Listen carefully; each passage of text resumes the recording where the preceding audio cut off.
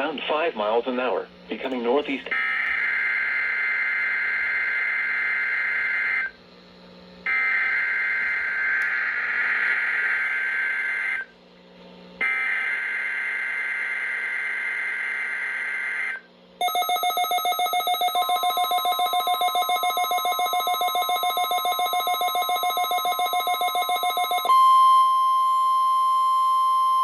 This is a test of the All Hazards NOAA weather radio warning device.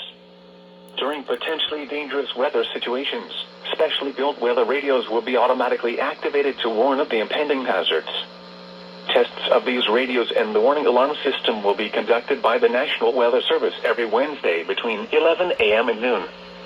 If there is a threat of severe weather, the test will be postponed to the next available good weather day. Reception of this broadcast and the warning alarm system will vary at any given location.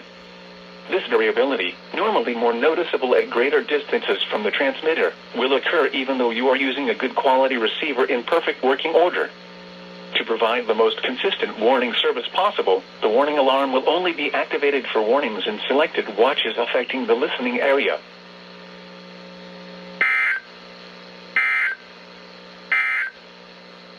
Now for the